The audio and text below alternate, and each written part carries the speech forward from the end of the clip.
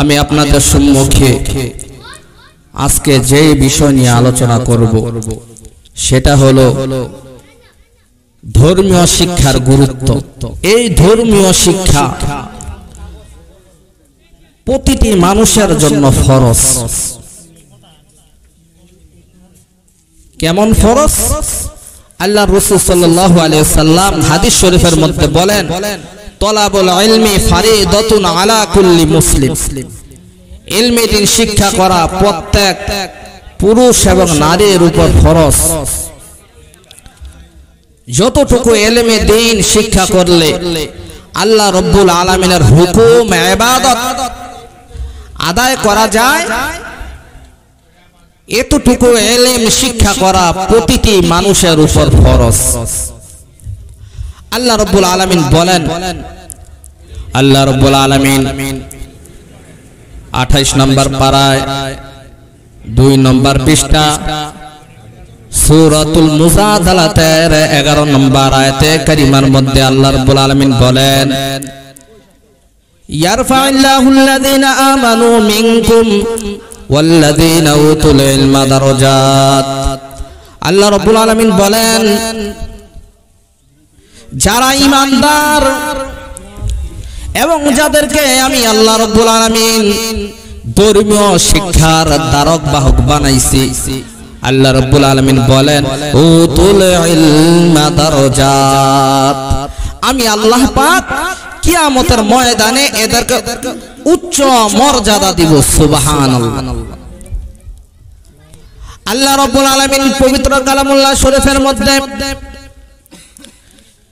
3 নম্বর পারার 11 নম্বর পৃষ্ঠা সূরাত আলে ইমরানের 19 নম্বর আয়াতে কারিমার মধ্যে আল্লাহ রাব্বুল আলামিন বলেন, পৃথিবীর মধ্যে যত ধর্ম আছে সকল ধর্ম থেকে একমাত্র ইসলাম ধর্ম আমি আল্লাহ রাব্বুল আলামিনের কাছে পছন্দনীয়। আল্লাহ পাক বলেন, ইন্নাদ-দীনা ইনদাল্লাহিল ইসলাম। আল্লাহ রাব্বুল আলামিন বলেন, ইসলাম ধর্ম আমার কাছে পছন্দনীয় ধর্ম। শুধু তাই নয়, আল্লাহ রাব্বুল আলামিন 6 নম্বর পারার 6 নম্বর পৃষ্ঠা সূরাতুল মায়েদার 3 নম্বর আয়াতে কারিমার মধ্যে আল্লাহ রাব্বুল আলামিন বলেন, অরদিতু লাকুমুল ইসলাম দীনা। আমি আল্লাহ রাব্বুল আলামিন আমি ইসলামকে তোমাদের জন্য দ্বীন হিসেবে মনোনীত করলাম। সুবহানাল্লাহ। আমাদের জন্য আল্লাহ পাক ইসলাম ধর্মকে দ্বীন হিসেবে মনোনীত করেছে। সুবহানাল্লাহ, আলহামদুলিল্লাহ বলেন সবাই। আল্লাহ রাব্বুল আলামিন 3 নম্বর পারার 20 নম্বর পৃষ্ঠায় সূরাতুল আলে ইমরানের 85 নম্বর আয়াতে কারিমার মধ্যে আল্লাহ রাব্বুল আলামিন বলেন, وَمَن يَبْتَغِ غَيْرَ الْإِسْلَامِ دِينًا فَلَن يُقْبَلَ مِنْهُ وَهُوَ فِي الْآخِرَةِ مِنَ الْخَاسِرِينَ। আল্লাহ রাব্বুল আলামিন বলেন, এই ইসলাম ধর্ম ছাড়া, ইসলাম ধর্ম ব্যতীত অন্য অন্য ধর্ম অবলম্বী যারা আছে কোশ্চিন কালো আমার আল্লাহ রাব্বুল আলামিন তাদেরকে কবুল করবেন না। ওহুয়া ফিল আখিরাতি মিনাল খাসিরিন। ইসলাম ছাড়া অন্য ধর্ম অবলম্বী যারা আছে এরা সকলে ক্ষতিগ্রস্তের মধ্যে পড়ে যাবে। আল্লাহ রাব্বুল আলামিন বলেন, ইসলাম ধর্ম কেমন দামি ধর্ম, কেমন দামি সম্পদ। এই ইসলাম ধর্ম কেমন দাম, কেমন দাম। এই ইসলামকে টিকে রাখার জন্য আল্লাহ রাব্বুল আলামিন পৃথিবীর জমিনের মধ্যে দ্বীনের কিছু মার্কাজ আল্লাহ রাব্বুল আলামিন দুনিয়ার জমিনের মধ্যে স্থাপিত করে দিয়েছেন। এগুলো হলো দ্বীনের মার্কাজ, হলো এরকম মাদ্রাসা কওমিয়া দ্বীনি প্রতিষ্ঠানগুলো হলো দ্বীনি মার্কাজ। আল্লাহ রাসূল সাল্লাল্লাহু আলাইহি ওয়াসাল্লাম হাদিস শরীফের মধ্যে আমার নবী পয়গম্বর সাল্লাল্লাহু আলাইহি ওয়াসাল্লাম বলেন, খায়রুকুম মান তাআল্লামাল কুরআনা ওয়া আল্লামা। আল্লাহ রাসূল সাল্লাল্লাহু আলাইহি ওয়াসাল্লাম বলেন, পৃথিবীর জমিনের মধ্যে সবচেয়ে দামি মানুষ হলো ওই ব্যক্তিরা যারা ইলমে দ্বীন শিক্ষা করে এবং যারা ইলমে দ্বীন শিক্ষা দেয়, তারা হলো দামি ব্যক্তি। একজন মাদ্রাসার ছাত্র কেমন দাম, কেমন দাম। ছোট বাচ্চা নিজের জামা কাপড়গুলো নিজে ধুইতে পারে না, বাসায় থাকলে মা খাওয়ায় দিত, জামা কাপড়গুলো ধুয়ে দিত। ছোট বাচ্চা মাদ্রাসায় রাত্রে থাকে, লেখাপড়া করে, নিজের জামা কাপড় নিজে ধোয়, নিজে হাত দিয়ে খায়, নিজে গোসল করে। কথা বলেন ঠিক কিনা? এই মাদ্রাসার ছাত্রগুলো কেমন দামি, কেমন দামি। আবার নবী পয়গম্বর আরবি সাল্লাল্লাহু আলাইহি সাল্লাম বললেন, ওয়া ইন্নাল মালাইকাতা লা তাদাহু আজনিহাতাহা রিদাল লিতালিবিল ইলমি। মাদ্রাসার একটা ছাত্র যখন রাস্তা দিয়ে হেঁটে যায়, ফেরেশতারা তাদের নূরের পাখাগুলো এই ছাত্রের পায়ের নিচে বিছায়া দেয়। জোরে বলেন সুবহানাল্লাহ। ইলমের দাম আছে নাকি নাই বলেন? শুধু তাই নয়, ছাত্রর যদি এত মর্যাদা হয় যে ব্যক্তি এই ছাত্রকে মানুষ বানাইলো, শ্রম দেয় উস্তাদ, উস্তাদের মর্যাদা কেমন? আমার নবী বলেন, ওয়া ইন্নাল আলিমা ইস্তাগফিরু লাহু মান ফিস সামাওয়াতি ওয়া মান ফিল আরদ। একজন মাদ্রাসা উস্তাদের জন্য, শিক্ষকের জন্য, আলেমের জন্য আসমান জমিনের মধ্যে যা কিছু আছে সমস্ত কিছু তার জন্য মাগফিরাতের দোয়া করতে থাকে। বলেন সুবহানাল্লাহ। এমনকি আল্লাহর নবী বলেন, ওয়াল হিতানু ফিল জাওফ, এমনকি সমুদ্রের মাছও তার জন্য দোয়া করতে থাকে। ওয়াল হিতানু ফি জাওফিল মা, সমুদ্রের মাছগুলো আলেমের জন্য দোয়া করে। নবী পয়গম্বর সাল্লাল্লাহু আলাইহি সাল্লাম বলেন, আলেমের কত দাম, মাদ্রাসার ছাত্রের কত দাম। নবী আমার পয়গম্বর বলেন, লা তাকুমুস সাআতু, লা তাকুমুস সাআতু হাত্তা ইউকালুল্লাহ।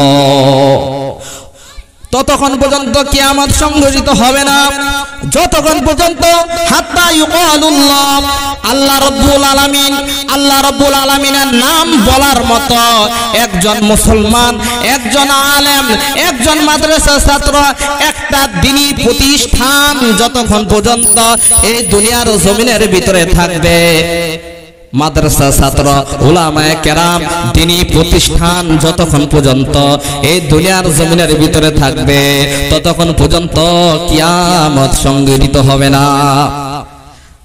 আল্লাহর রাসূল সাল্লাল্লাহু আলাইহি সাল্লাম হাদিস শরীফের মধ্যে নবীজি আমার বলেন, মাদ্রাসা ছাত্রের দাম কত? আমার নবী পয়গম্বর সাল্লাল্লাহু আলাইহি ওয়াসাল্লাম হাদিস শরীফের মধ্যে বলেন, ও দুনিয়ার মানুষেরা শুনে নাও, মান আহাব্বাল ইলমা ওয়াল উলামা লাম তুকতাবু লাহু খাতিআতুহু আইয়ামা হায়াতি। নবী আমার পয়গম্বর বলেন, কত সুন্দর করে নবীজি হাদিস শরীফের মধ্যে বলতেছেন, মান আহাব্বাল ইলমা ওয়াল উলামা লাম তুকতাবু লাহু খাতিআতুহু আইয়ামা হায়াতি। নবীজি বলেন, যে ব্যক্তি আলেমদেরকে ভালোবাসবে, আলেমদেরকে মহব্বত করবে, ছাত্রদেরকে ভালোবাসবে, ছাত্রদেরকে মহব্বত করবে, মসজিদকে ভালোবাসবে, দ্বীনি প্রতিষ্ঠান মাদ্রাসাকে ভালোবাসবে, নবী আমার পয়গম্বর বলেন, লাম তুকতাবু লাহু খাতিআতুহু আইয়ামা হায়াতি, তার হায়াতের মধ্যে, তার জীবনের মধ্যে যত সগীরা গুনাহগুলো আছে সকল গুনাহগুলো আমার আল্লাহ রাব্বুল আলামিন ক্ষমা করে দিবেন। সুবহানাল্লাহ। আলেমদেরকে ভালোবাসবো তো, ছাত্রদেরকে ভালোবাসবো তো ইনশাআল্লাহ। দ্বীনি প্রতিষ্ঠানকে নিজের জানের থেকে মহব্বত করতে হবে। কথা বলেন ঠিক কিনা? আল্লাহর রাসূল সাল্লাল্লাহু আলাইহি ওয়াসাল্লাম নবীজি আমার হাদিস শরীফের মধ্যে কত সুন্দরভাবে নবীজি বলতেছেন, ও দুনিয়ার মানুষ শুনে নাও, কোন আলিমান, তোমরা আলেম হও, আর যদি আলেম হতে না পারো আফসোসের কোনো কারণ নাই। আও মুতাআল্লিমান, ধর্মীয় শিক্ষায় আত্মনিয়োগ করো, অর্থাৎ তোমরা ছাত্র হও। ছাত্র যদি নাও হতে পারো বান্দা, তোমাদের কোনো টেনশন নাই। আও মুহিব্বান, কমসে কম মাদ্রাসার ছাত্র এবং তলবুল ইলম দ্বীনি প্রতিষ্ঠানগুলোকে মহব্বত করো, ভালোবাসো। এটাও যদি সম্ভব না হয়, আও মুত্তাবিআন, উলামায়ে কেরামদের মুখের জবান থেকে হেদায়েতের বাণী, হেদায়েতের কথাগুলো তোমরা শুনবা, শোনার পরে তোমরা আমল করবা। ওয়ালা তাকুন খামিসা, নবীজি বলেন, এই চার প্রকার ছাড়া পঞ্চম ব্যক্তি হতে যেও না, তাহলে তোমাদের ধ্বংস অনিবার্য। আল্লাহ রাব্বুল আলামিন কেমন দামি বানাইছে ছাত্রদেরকে, কেমন দাম ছাত্রদের। নবী পয়গম্বর বলেন, মান সালাকা তরিকান ইয়ালতামিসু ফীহি ইলমান সাহালাল্লাহু লাহু তরিকান ইলাল জান্নাহ।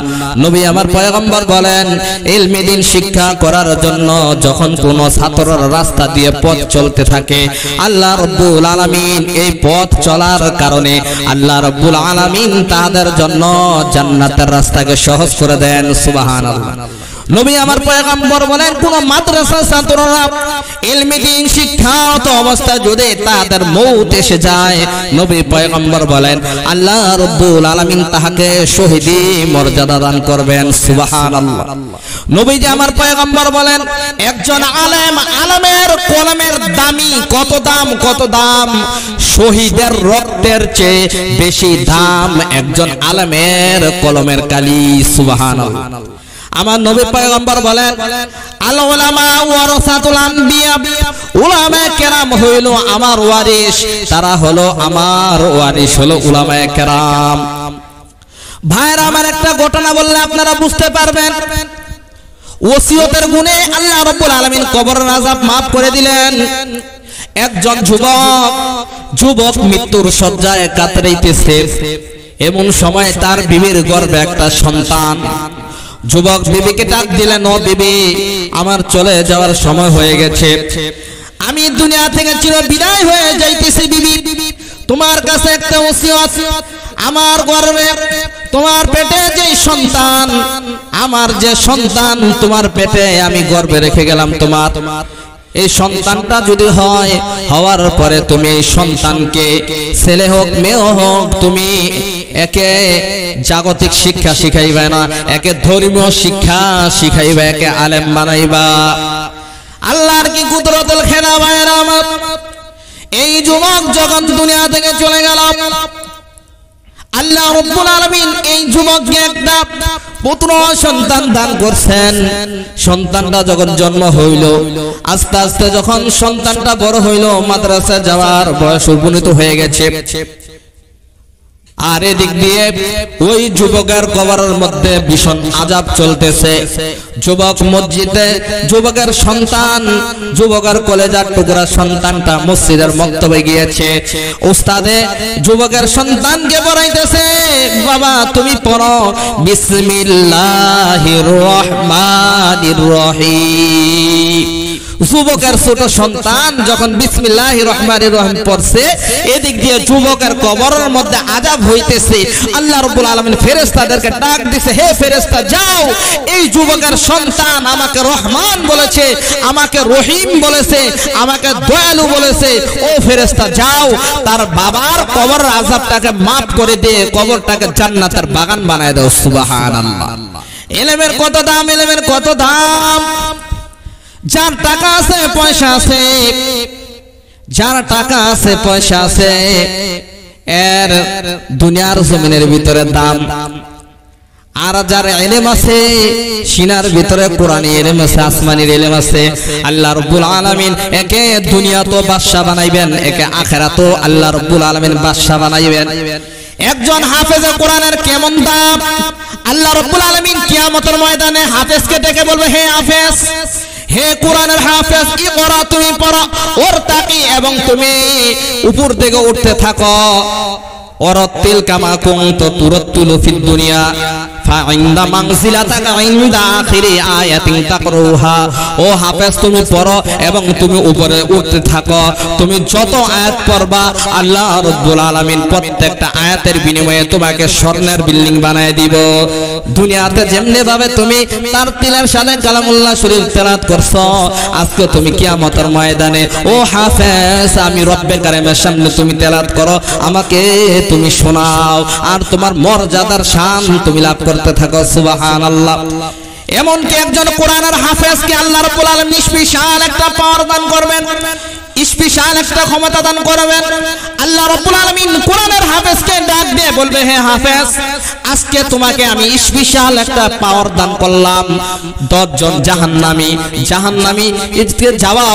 জাহান্নামে যাওয়া ওয়াজিব হয়ে গেছে, জাহান্নামে যাওয়া ওয়াজিব হয়ে গেছে। এমন 10 জনের সুপারিশ তুমি করে জান্নাতে নিয়ে যাও, আমি আল্লাহ রাব্বুল আলামিন কবুল করব। একজন হাফেজের মর্যাদা যদি এমন হয়, তাহলে একজন আলেমের মর্যাদা কেমন? একটা ঘটনা বললে আপনারা বুঝতে পারবেন। বলবো আল্লাহর রাসূল সাল্লাল্লাহু আলাইহি ওয়াসাল্লাম আমার নবী আম্মা জান আয়েশা রাদিয়াল্লাহু তাআলা আনহাকে নিয়ে খেজুর পাতার ছাউনির ঘরের ভিতরে দুইজনে বসে রইছে, বসে দুইজনে আলাপ করতেছে। এক পর্যায়ে নবীজি তার বিবি নবীজি দুজনে যখন বিছানার মধ্যে শুইলেন, খেজুর পাতার ঘর, উপর দিকে তাকাইলে আসমান দেখা যায়। নবীজি আসমানের তারকার দিকে তাকাইলেন। আয়েশা রাদিয়াল্লাহু তাআলা আনহা তিনিও আসমানের তারকা দেখলেন। নবীজি আয়েশাকে ডাক দিয়ে বললেন, ও আয়েশা, আকাশের মধ্যে কেমন তারকা? আয়েশা রাদিয়াল্লাহু তাআলা আনহা বলেন, ও নবী, আকাশের মধ্যে আমি অগণিত তারকা দেখতেছি। নবীজি বললেন, ও আয়েশা, আকাশের মধ্যে অগণিত তারকা আল্লাহ রাব্বুল আলামিন আমার খলিফা হযরত উমর রাদিয়াল্লাহু তাআলা আনহুকে অগণিত নেক দান করবেন। সুবহানাল্লাহ। আয়েশা রাদিয়াল্লাহু তাআলা আনহা মনটা ভেঙে গেছে। তিনি ভাবছিলেন যে নবীজি আমার বাবার কথা বলবেন। আল্লাহর রাসূল সাল্লাল্লাহু আলাইহি সাল্লাম বিবির দিকে তাকাইলেন, দেখলেন বিবির মুখটা মলিন। বিবিকে ডাক দিয়ে বলে, ও বিবি, তোমার বাবা আবু বকর রাদিয়াল্লাহু তাআলা আনহু আমার হিজরতের সাথী, আল্লাহ রাব্বুল আলামিন তাহাকে এত নেকি দান করবেন, এত নেকি দান করবেন। দুনিয়ার জমিনের মধ্যে এমন কিছু আবিষ্কার হয় নাই যে আমি নবী পয়গম্বর তোমার বাবার নেকির উপমা দিব। সুবহানাল্লাহ। অর্থাৎ আল্লাহ রাব্বুল আলামিন একজন হাফেজ সে কতজনকে সুপারিশ করে জান্নাতে নিতে পারবে? 10 জন। এই ঘটনা দ্বারা বুঝতে পারলাম হাফেজেরটা নির্ধারণ করে দেওয়া হয়েছে। আর আবু বকর রাদিয়াল্লাহু তাআলা আনহু তাকে আলেমের সাথে তুলনা দেওয়া হয়েছে, আর উমর রাদিয়াল্লাহু তাআলা আনহুকে হাফেজের সাথে তুলনা দেওয়া হয়েছে। সুবহানাল্লাহ। হযরত আবু বকর রাদিয়াল্লাহু তাআলা আনহু অগণিত নেক গণনা করে শেষ করা যাবে না। আল্লাহর রাসূল সাল্লাল্লাহু আলাইহি সাল্লাম বলেন, একজন আলেম কতজনকে সুপারিশ করে নিতে পারবে? কিয়ামতের ময়দানে যখন একজন হক্কানি আলেম যখন জান্নাতের দিকে রওনা হবে, তার পিছনে শত শত হাজার হাজার রওনা হবে। ডাক দিয়ে বলবে, হে আলেম দাঁড়ান, আপনার সাথে একদিন মুসাফা করছি, আপনাকে সালাম দিছি, আপনাকে এক কাপ চা খাওয়াইছি, আপনাকে এক গ্লাস পানি খাওয়াইছি। শত শত আলেমের পিছনে শত শত বান্দা এরকম রওনা হবে। সুবহানাল্লাহ। আল্লাহর রাসূল সাল্লাল্লাহু আলাইহি ওয়াসাল্লাম এমনি ভাবে হাদিস শরীফের মধ্যে কত সুন্দরভাবে আলেমদের মর্যাদা তুলে ধরছেন, মাদ্রাসা ছাত্রদের মর্যাদা আল্লাহ রাব্বুল আলামিন তুলে ধরছেন। আল্লাহ রাব্বুল আলামিন বলেন, ইন্নামা ইয়াখশাল্লাহা মিন ইবাদিহিল উলামা। আল্লাহ রাব্বুল আলামিন বলেন, আমার বান্দাদের মধ্য থেকে একমাত্র উলামায়ে কেরাম আমি আল্লাহ রাব্বুল আলামিনকে ভয় করে। যাদের দিলের ভিতরে আল্লাহ রাব্বুল আলামিনের ভয় আছে, আল্লাহ রাব্বুল আলামিন বলেন তারা হলো মুত্তাকি। মুত্তাকির পরিচয় আল্লাহ রাব্বুল আলামিন সূরাতুল বাকারার ভিতরে তুলে ধরছেন।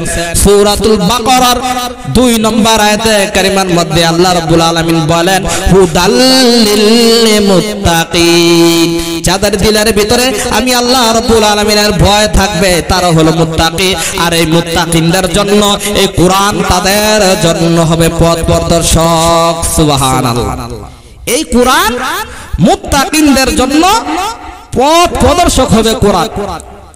আল্লাহর রাসূল সাল্লাল্লাহু আলাইহি সাল্লাম হাদিস শরীফের মধ্যে বলেন, নবীজি পয়গম্বর সাল্লাল্লাহু আলাইহি সাল্লাম কত সুন্দরভাবে তুলে ধরেছেন।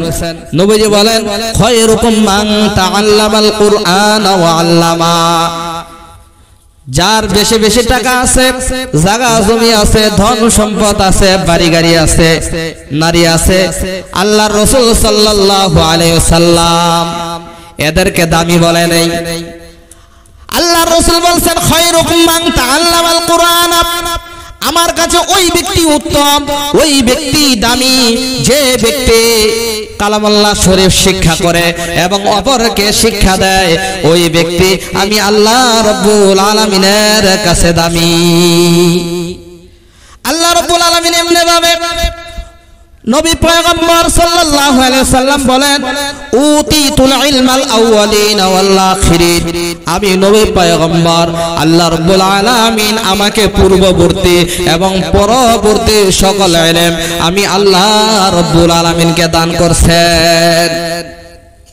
প্রিয় হাজিরিন, এই কারণে আপনাদের এই মাদ্রাসার মাহফিল, এই মাদ্রাসা হলো একটা জান্নাতের বাগান। এই মাদ্রাসা একটা জান্নাতের বাগান। এই মাদ্রাসার সাথে আমরা মহব্বত রাখবো তো, সম্পৃক্ত রাখবো কিনা বলেন? এই মাদ্রাসা কেমন বরকত, যে এলাকার ভিতরে একটা দ্বীনি মার্কাজ, দ্বীনি মাদ্রাসা থাকে, এই মাদ্রাসার বরকতের কারণে আল্লাহ রাব্বুল আলামিন এলাকার মধ্যে আযাব গজব থেকে এই এলাকাকে হেফাজত করেন। সুবহানাল্লাহ। এই মাহফিল আজকে এটা হলো একটা জান্নাতের বাগান। এটা কি ভাই? একটা জান্নাতের বাগান। এই জান্নাতের বাগানটা আজকে আছে, আগামীকাল থাকবে না। আপনার আমার হায়াতের জিন্দেগিটা একটা সেকেন্ড চলে গেলে আর ফিরে আসবে না। অতএব এই মাদ্রাসার প্রতি আমরা কি করব? মহব্বত রাখবো, উস্তাদদেরকে মহব্বত করব, ছাত্রদেরকে মহব্বত করব। যতটুকু আলোচনা করলাম আল্লাহ তাআলা আমাদের সকলকে এই কথাগুলোর উপর আমল করার তৌফিক দান করুক।